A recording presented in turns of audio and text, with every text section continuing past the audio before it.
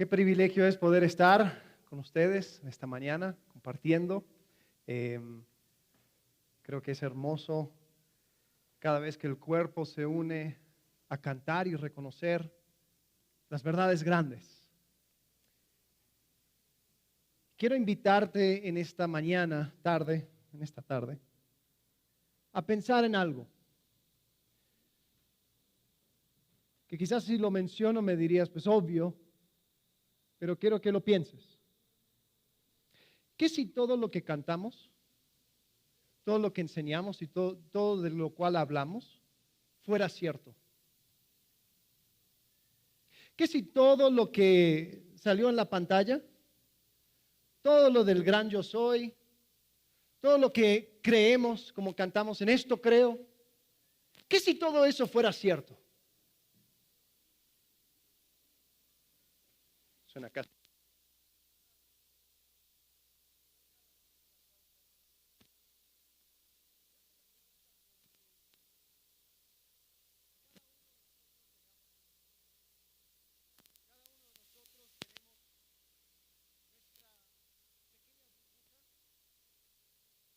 En la que existimos, vivimos y tratamos de sacar un sentido a la vida. A veces está relacionado con familia. Quizás las cosas que viviste de niño, de niña, te fueron formando.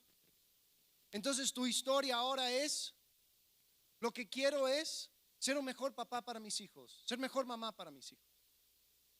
Tal vez la circunstancia te fue formando.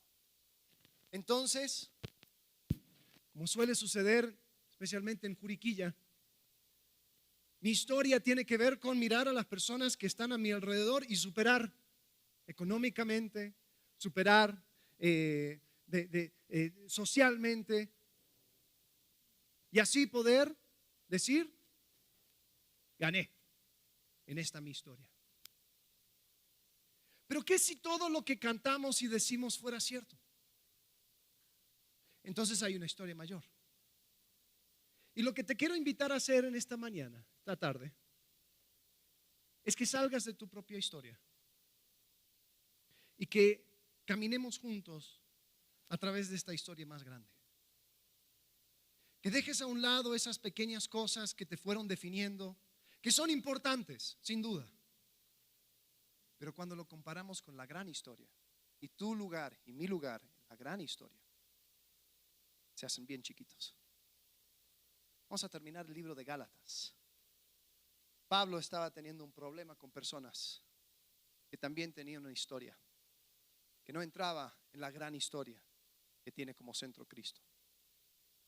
Gálatas capítulo 6, versículo 11. Pablo ahora toma la pluma. Antes estaba escribiendo su secretario, estaba dictando. Y Pablo dice, para terminar aquí lo voy a escribir yo. Miren, les escribo en mi puño y letra, y con letras bien grandes. Los que tratan de obligarlos a ustedes a circuncidarse. Ok, vamos a parar. ¿Quiénes eran estas personas? ¿Quiénes eran estas personas que trataban de obligar a los gálatas a circuncidarse? ¿Se acuerdan? Tenían un término. No eran solamente judíos, eran judaizantes. ¿Por qué judaizantes? A ver, pregunta, ¿por qué se llama judaizantes? ¿Qué piensan? No es retórica. Estamos juntos aquí hablando, ¿sí? Querían llevar al judaísmo al pueblo, ¿no? Entonces eran judaizantes porque querían judaizar. Y eso era malo, ¿no? ¿Era malo o era bueno? ¿Qué piensan? ¿Quién dicen que era malo? ¿Que era malo que ellos querían judaizar? Nadie. Pablo, hay que repetir Gálatas. ¿Quién dice que era bueno? Que era bueno que se hicieran judíos. Parece como la votación de hoy. Todos se abstuvieron. Está bien, está bien, está bien, está bien. Ustedes vinieron a escuchar, no a participar. Vamos Ok, les quiero confundir un poco. ¿Qué onda con estos judíos? ¿Servía de algo ser circuncidado? No. ¿Servía de algo ser judío? Vamos a Romanos capítulo 3, versículo 1. Entonces, ¿qué se gana como con ser judío? ¿O qué valor tiene la circuncisión? Versículo 2, nada. No, perdón. Versículo 2, mucho. ¿Qué? Mucho, dice. Desde cualquier punto de vista. En primer lugar, a los judíos se les confiaron las palabras mismas de Dios. Espérate. Es el mismo Pablo de Gálatas, hablando en Romanos. Si saltamos a capítulo 9, versículo 3, dice: desearía yo mismo ser maldecido y separado de Cristo por el bien de mis hermanos, los de mi propia raza, el pueblo de Israel. De ellos son la adopción como hijos, la gloria divina, los pactos, la ley, el privilegio de adorar a Dios y de contar con sus promesas. De ellos son los patriarcas, y de ellos, según la naturaleza humana, nació Cristo, quien es Dios sobre todas las cosas. Oh. Entonces tenemos un libro que habla de una cosa y otro libro que habla de totalmente lo opuesto. Entonces, ¿cómo era la cosa con la circuncisión y el ser judío? Bueno, vamos a aquel entonces, a ese momento. Vamos a trazar el reloj, vamos a esa región de Turquía donde estaba la iglesia en Galacia, y vamos a hablar acerca de cómo profundizar en la palabra de Dios. Ok, queremos estudiar. Jesús hablaba mucho acerca de Moisés. Jesús hablaba mucho del templo. Vamos a hacer un estudio bíblico acerca de Moisés y el tabernáculo y el templo y todo lo demás. ¿A quién vamos a llamar? ¿Vamos a llamar a nuestro vecino gentil? ¿Vamos a llamar a un romano? ¿A quién vamos a llamar si queremos aprender acerca de Moisés? ¿A un judío? Y él nos va a enseñar acerca de este Mesías judío que tenía costumbres judías, que cumplió la ley judía. Entonces, habían muchas personas que fueron saliendo de Jerusalén y que llegaban y querían enseñar a los gentiles acerca de la ley, los patriarcas y todo lo demás que menciona Pablo. Entonces era algo bueno. Gloria a Dios por aquellos judíos fieles que salieron, que conocieron a Cristo y ellos querían ahora compartir las profundidades de su fe. Bien, eso no era el problema. El problema era la historia que se contaba. Ahora, los judíos no tenían problema con los gentiles. No tenían problema con el concepto de que iban a llegar gentiles a Dios. Eso nunca estaba en juego. Es más, ellos creían que al final iban a estar todos juntos, todas las naciones. Iban a estar todos juntos, los judíos y los gentiles, adorando a Dios. Eso no estaba en juego. Si no me crees, vamos a ver Isaías capítulo 56, versículo 6. Dice: a los extranjeros, a los gentiles, a las naciones que se han unido al Señor para servirle, para amar el nombre del Señor y adorarlo, a todos los que observan el sábado sin profanarlo y se mantienen firmes en mi pacto, los llevaré a mi monte santo. Los llenaré de alegría en mi casa de oración. Aceptaré los holocaustos y sacrificios que ofrezcan sobre mi altar, porque mi casa será llamada, ¿qué? Casa de oración para todos los pueblos. Un buen judío creía esto. Es más, había un buen judío que lo citó. ¿Se acuerdan? Y esto será llamada casa de oración. ¿Quién lo dijo? Bueno, sí, Isaías. ¿Quién lo citó después? Jesús. Él estaba hablando acerca de este pasaje y decía: hey, todas las naciones van a estar unidos adorando a Jehová. Entonces, ¿cuál era el problema? ¿Por qué estamos aquí estudiando el libro de Gálatas? ¿Cuál era el asunto aquí? El asunto era que estos judíos tenían una forma de ver la manera en que Dios se agradaba con el ser humano. ¿Cómo se agrada a Dios? ¿Cómo podemos ser de agrado para Dios? Entonces, quizás una persona con un trasfondo judío llegaba a Cristo y entendía quién era Cristo y justificado. Entonces todo lo demás, ok, sí, cuando llego a Jesús, pongo mi fe en Él me perdona mis pecados, Él ahora me da una esperanza eterna. Ok, súper. Pero ¿cómo ahora vivo mi vida de tal forma que soy de agrado para Dios? El judaizante decía, lo que tienes que hacer es seguir Torah, las obras de la ley, es decir, seguir los costumbres de Torah. Si vemos los salmos, oh, cuánto amo tu ley, especialmente 119, cuánto amo tu ley, es mi meditación todos los días, de día y noche. Había un aprecio por el Torah. Y los judíos decían, todo bien, llegaste a Cristo, muy bien, ahora ¿cómo eres de agrado para Él? Siguiendo la ley. Y Pablo se resiste a eso, dice, no, es que no has entendido el propósito de la ley. La ley nadie lo podía cumplir, pero al llegar Cristo, Él lo cumple. Entonces, ¿cómo es que yo entro en esta historia grande? ¿Me encuentro siguiendo la ley? No, me encuentro en Cristo. En Cristo me encuentro en aquel que cumplió toda la ley. Entonces, para continuar esta historia, llego a Cristo, le acepto como aquel que me salva, que me hace justo delante del Padre. Acepto ese regalo, pero también dependo de Él para vivir una vida de tal forma que soy de agrado para Dios.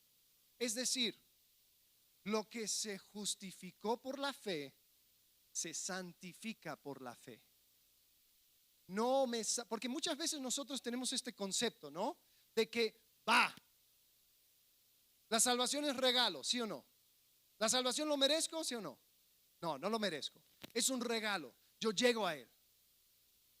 ¿Y la santificación? ¿Cómo soy de agrado para Dios? No, es que hay que ser como Jesús, ¿no? ¿Has escuchado eso? Hay que ser como Jesús. Ok, ¿cómo me vuelvo como Jesús? No, hay que hacer esto, hay que hacer esto, hay que hacer esto, hay que hacer esto. Entonces se vuelve ser como Jesús, santificación, una tarea. Pasear los perros, sacar la basura, ser como Jesús. Y es como que, sí, yo sé, es una cosa que tengo que hacer, pero ¿cómo cuesta? Ser como Jesús. Y se vuelve una carga, porque tiene que ver con cosas externas. Y eso era el problema de los judaizantes. Era decir, oye, tienes que seguir la ley, eso te hace más espiritual, eso te conecta con Dios. Entonces por eso Pablo dice en Gálatas 3:3, dice, tan torpes son, después de haber comenzado con el Espíritu, ¿pretenden ahora perfeccionarse con esfuerzos humanos? Eso de echarle ganas, tengo que echarle ganas para que Dios se agrade de mí. Veamos el resto del texto. Gálatas 6:12. Los que tratan de obligarlos a ustedes a circuncidarse, lo hacen únicamente para dar una buena impresión y evitar ser perseguidos por la causa de la cruz de Cristo. Ni siquiera esos que están circuncidados obedecen la ley. Lo que pasa es que quieren obligarlos a ustedes a circuncidarse para luego jactarse de la señal que ustedes llevarían en el cuerpo. En cuanto a mí, jamás se me ocurra jactarme de otra cosa sino de la cruz de nuestro Señor Jesucristo, por quien el mundo ha sido crucificado a mí y yo para el mundo. Para nada cuenta estar o no estar circuncidados. Lo que importa es ser parte de una nueva creación. Paz y misericordia desciendan sobre todos los que sigan esta norma y sobre el Israel de Dios. Por lo demás, que nadie me cause más problemas, porque yo llevo en el cuerpo las cicatrices de Jesús. Hermanos, que la gracia de nuestro Señor Jesucristo sea con el espíritu de cada uno de ustedes. Amén. Si estás tomando notas, esto es el punto en donde yo me voy a enfocar. La santificación por la fe elimina las jerarquías creadas por el hombre. La santificación por la fe elimina las jerarquías creadas por el hombre. Entonces lo que estaban haciendo estos judaizantes era tratar de crear un tipo de cristianismo que tenían escalones. Entonces, ok, llegaste a Cristo, muy bien. Ahora si quieres agradar a Dios, tú tienes que ser un buen judío. Tú tienes que ahora cumplir con la ley. Tú tienes que vivir de esta forma. Entonces, ahí es donde Pablo lo resiste. Pablo estaba totalmente opuesto a eso. Él decía que la santificación era por medio de la fe. La fe de que Jesús iba a cumplir la buena obra que comenzó en ti. Fe de que caminar en dependencia del fruto, caminar en dependencia del Espíritu da fruto. Entonces teníamos algunas consecuencias que se daba con estos judaizantes que querían crear este tipo de cristianismo o esta espiritualidad jerárquica. Querían crear jerarquías. Porque claro, su versión era: todos ustedes gentiles mugrosos van a ser buenos judíos. Entonces, si esa es la forma de agradar a Dios, pues ¿quién tiene antigüedad? Pues los que ya estuvieron. Entonces, ¿quién está arriba? Yo. El problema era que habían consecuencias con este tipo de espiritualidad, y es un tipo de espiritualidad seguro que hemos experimentado. Es un tipo de espiritualidad que seguro hemos visto desafortunadamente en iglesias. La primera cosa que vemos de este tipo de espiritualidad, de jerarquías espirituales, es que se centran en el hombre. Se centran en el hombre. Mira lo que dice versículo 12. Los que tratan de obligarlos a ustedes a circuncidarse lo hacen únicamente para dar una buena impresión y evitar ser perseguidos por causa de la cruz de Cristo. Entonces estos judíos iban buscando personas que se convirtieran al judaísmo, y estos judíos salían de Jerusalén y decían: bueno, yo voy a enseñar a estos gentiles, y después que les enseño, les voy a hablar acerca de la ley y les voy a decir: ¿quieres agradar a Dios? Sigue la ley. Y por cierto, ¿quieres seguir a Dios y ser ahí top? Circuncídate, hombres. Eso es la muestra más grande de espiritualidad. Circuncídense. Entonces Pablo decía: estos hombres que vienen y quieren enseñar y quieren establecer un tipo de espiritualidad jerárquica, lo hacen para complacer a las personas que les mandaron. Lo hacen porque tienen esas autoridades, esas personas del cual primero le quieren complacer, pero también les tienen miedo. Ahora, ¿por qué les tenían miedo? Porque si tú ibas en contra de esa forma de ver al judaísmo, entonces se podía tomar como desprecio. Pablo no era muy popular en sus círculos judíos. Si lees el libro de Hechos, lo verás. En Hechos capítulo 21, cuando Pablo está siendo arrestado, los israelitas arman un alboroto en el templo. ¿Y sabes cuál es la acusación de los judíos?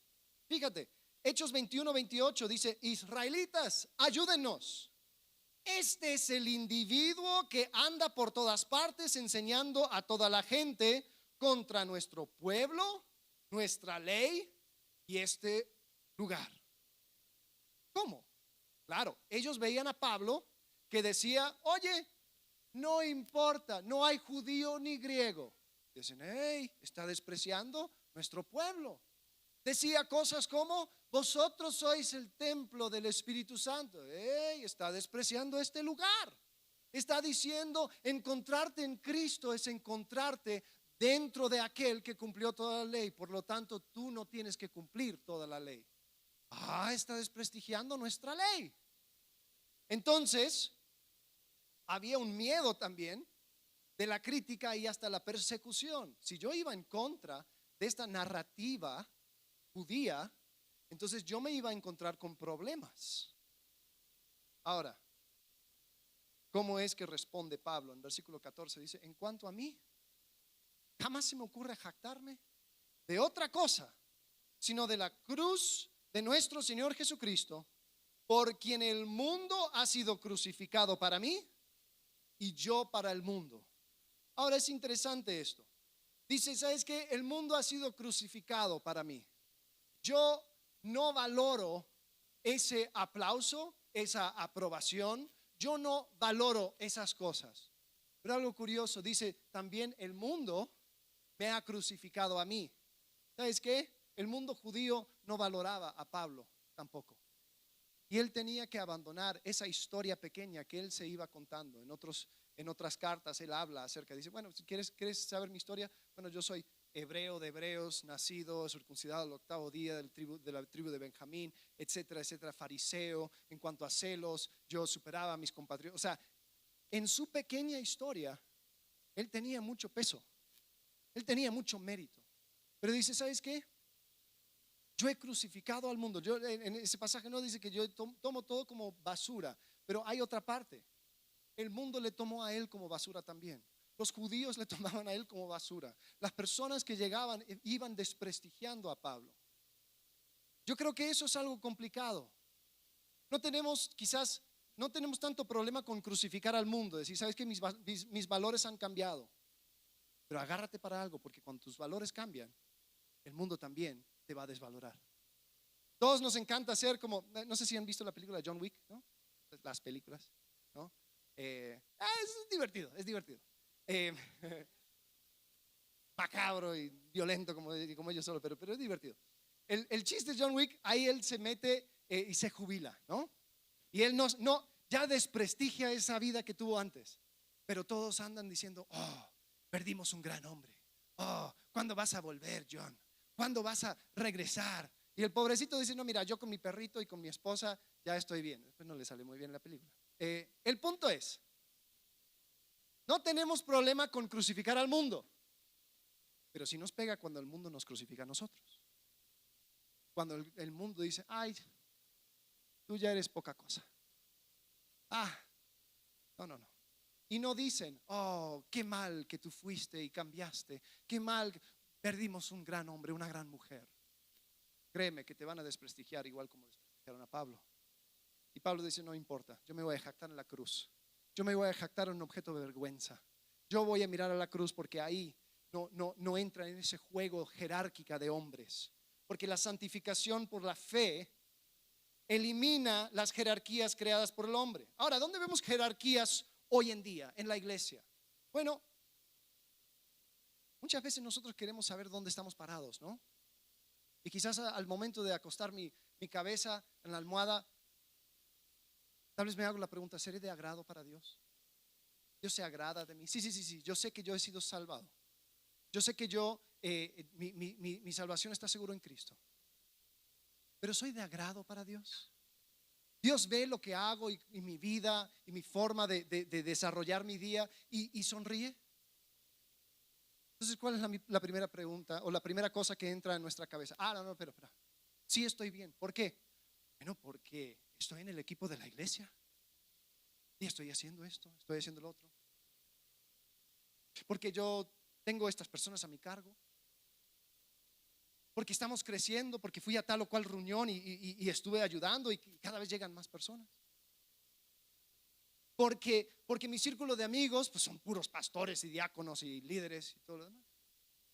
Algo tengo que estar haciendo bien. ¿Te das cuenta? La primera cosa para responder esa pregunta es una lista. Cuando tú tienes dudas acerca de que si tú eres de agrado para Dios, sale una lista, una jerarquía. ¿Dónde estoy? Empezamos a jugar juegos de estatus. Poco a poco vas cambiando ciertas métricas que se vuelven metas. Es más, curiosamente, tomamos a Gálatas capítulo 5 y decimos, a ver, ¿cuál es el fruto del Espíritu que más tengo que trabajar para ser de agrado para Dios? Bueno, tengo paciencia, pero me cuesta un poco de dominio propio, tengo esto, pero me cuesta lo otro. Entonces, lo que tendría que servir como una métrica, ahora es una meta. Ahora se agrega a esa lista de cosas que tienes que hacer. Ahora es, bueno, tengo que trabajar en mi paciencia, tengo que sacar las basuras y ser como Jesús. Las jerarquías saltan. Porque nosotros nos comparamos con otros y queremos saber, ¿soy de agrado para Dios? Entonces buscamos complacer a los hombres y tenemos temor del hombre. El próximo problema que vemos con las jerarquías espirituales es que resaltan la diferencia en vez de crear unidad. Resaltan diferencias en vez de crear unidad. Versículo 13 dice, ni siquiera estos que están circuncidados obedecen la ley. Lo que pasa es que quieren obligarlos a ustedes a circuncidarse para luego jactarse de la señal que ustedes llevarían en el cuerpo. En capítulo 4, versículo 17 dice, estos que muestran mucho interés por ganárselos a ustedes no abrigan buenas intenciones. Lo que ellos quieren es alejarlos de nosotros. Los judaizantes, para poder llevar a cabo su plan y para poder establecer su jerarquía, tenían que desprestigiar a Pablo, tenían que dividir a los gálatas, tenían que crear disensión, división, tenían que juzgar, tenían que chismear, tenían que hablar mal. ¿Por qué? Porque para subir en una jerarquía necesito gente debajo de mí, ¿no? Y si yo tengo gente debajo de mí, entonces me siento mejor. Entonces yo constantemente voy ascendiendo. Pero para ascender tengo que tirar abajo a tal persona. Tengo que decir, ¿viste a tal? Yo soy mejor que tal. ¿Viste cómo actúa tal otro? Yo soy mejor que esa otra persona. Yo estoy bien porque yo no soy como tú. Yo soy mejor que tú. Yo estoy más cerca de Dios porque todas las personas en mi círculo no lo son. Entonces, resalta las diferencias. Una de las cosas que nos hace sentir superiores es el contraste. Cuando podemos mirar a alguien y decir, bueno, por lo menos no soy como él, por lo menos no soy como ella, ahí me siento mejor. Así que juzgo, así que siembro chisme, así que creo discordia. Y es importante porque es mi manera de diferenciarme de la gente mugrosa que no son como yo. Entonces, algo curioso es que Pablo, cuando habla de las obras de la carne, ¿se acuerdan? En Gálatas capítulo 5, habla de un montón de cosas gruesas, pero en el medio mete algunas cosas interesantes y se arma como un sándwich de pecados. A ver si lo pueden notar. Gálatas 5:19, las obras de la naturaleza pecaminosa se conocen bien: inmoralidad sexual, impureza y libertinaje, idolatría y brujería, odio. Ok, hasta ahora cosas, yo no lucho con eso. Pero después entra odio, discordia, celos, arrebatos de ira, rivalidades, disensiones, sectarismos y envidia. Pues continúa, borracheras, orgías y otras cosas parecidas. Les advierto ahora, como hice antes, que los que practican tales cosas no heredarán el reino de Dios. Ahora, el jamón de ese sándwich de pecado, todo eran cosas que tenían que ver con división, discordia, celos, ira, rivalidades, disensiones, sectarismos y envidia. Entonces, ¿qué es lo que crea una jerarquía espiritual? Por definición yo me tengo que diferenciar de ti. Por definición, ¿soy de agrado para Dios? Sí, porque no soy como tú. ¿Se dan cuenta que cuando quiero crear jerarquías, la primera cosa que sucede es que se siembra disensión y división? Entonces, ¿cuál es la respuesta de Pablo? Él dice en versículo 15, para nada cuenta estar o no circuncidados. Lo que importa es ser parte de una nueva creación. Dios ha creado algo totalmente distinto. En la historia grande de Dios, por medio de Jesucristo, Él ahora une gentil y judío en una nueva creación, un nuevo humano. Y ya esa división no tiene peso. Entonces, lo importante, Pablo termina capítulo 5 diciendo, lo importante es no permitir que nuestra vanidad nos lleve a irritarnos o envidiarnos. Ahora, ¿qué sucede en las iglesias? Con las personas menos maduras que nosotros nos irritamos. Ay, ¿cómo puede ser que todavía no agarra eso? Y con las personas que son más espirituales, entonces les envidiamos. Seguro algo esconde.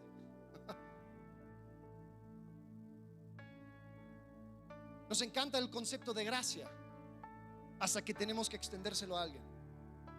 Nos encanta el concepto de gracia hasta que yo tengo que mostrar gracia a una persona. Hablamos mucho de la depravación del hombre, pero cuando pensamos en ejemplos, solo otras personas nos vienen a la mente. Y esto seguirá sucediendo a la medida que sigamos creyendo que yo no soy como ellos. Yo sé más, yo sufrí más, yo amo más, yo comparto más, yo entiendo más. Entonces, cuando estoy ahí acostadito y mi pregunta es, ¿seré de agrado para Dios? Si vivo en una espiritualidad jerárquica, tengo que tumbar a los demás para subir un peldaño. El último problema que crea la jerarquía espiritual es que se mantiene con la fuerza.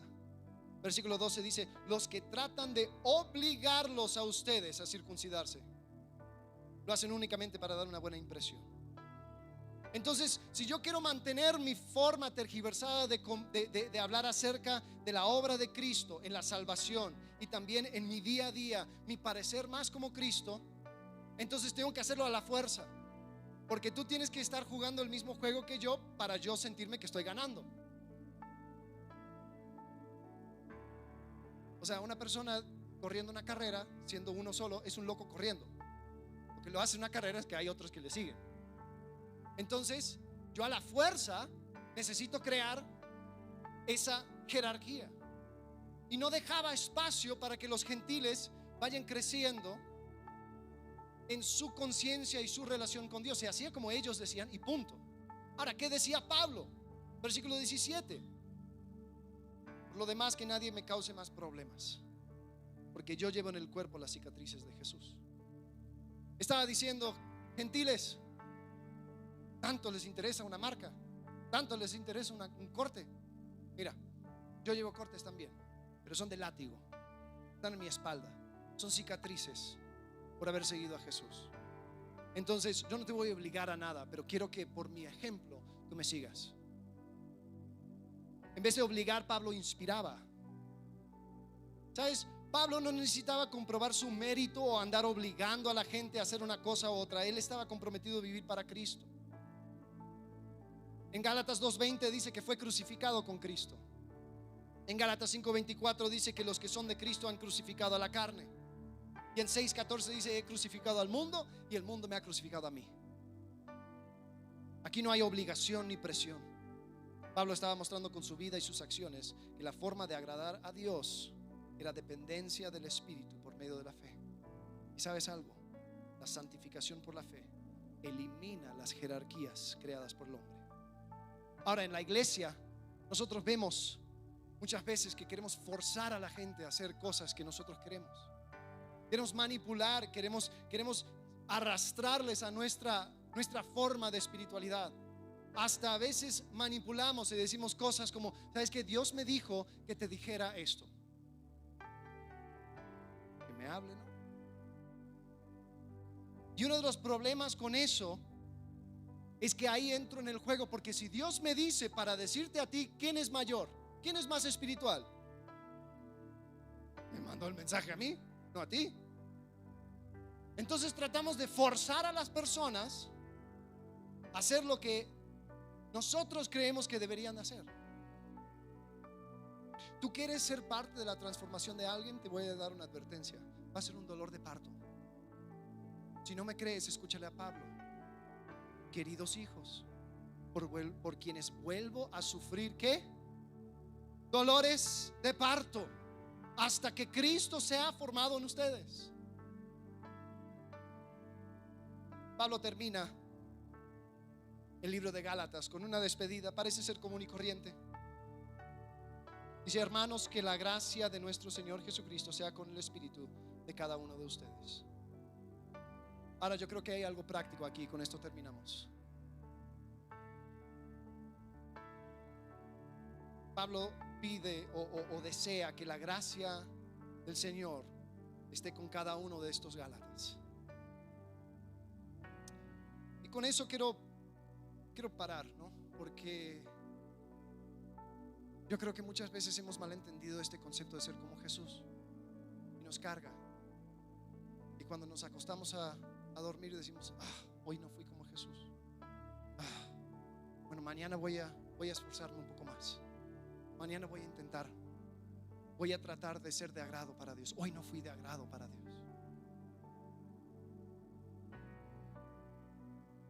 Y la pregunta es, bueno, entonces, ¿cómo es?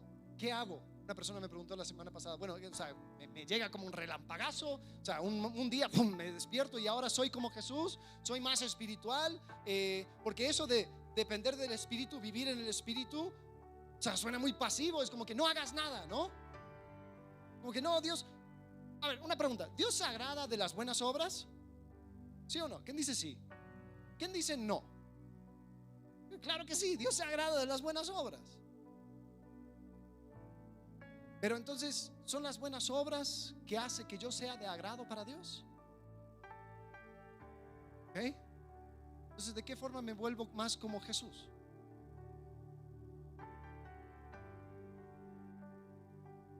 ¿Qué significa caminar en el Espíritu? ¿Sabes? Hay un tipo de película que me gusta mucho. Hay una película que hicieron hace unos años acerca de una persona que pensaba que él estaba en un programa de televisión. Gracias. Y en este programa, o sea, este hombre andaba por la vida, se metía en coches, se peleaba con los policías porque pensaba, todo esto es parte de un show, todo esto es parte de una grabación.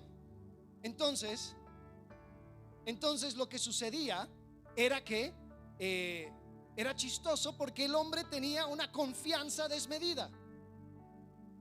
Él creía que tenía algo que realmente no tenía.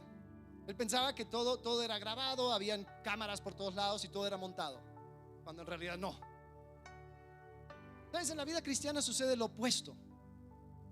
Nosotros andamos por la vida creyendo como si las promesas y las cosas que Cristo nos da no fueran ciertas, como si no existieran. Vivimos como si el valor y la aceptación de Cristo no valieran tanto como la de nuestras familias o de nuestros compañeros. Entonces, todo bien con Cristo, pero que no me rechace mi familia. Todo bien con Cristo, pero que no me haga sentir desvalorado la gente en mi trabajo.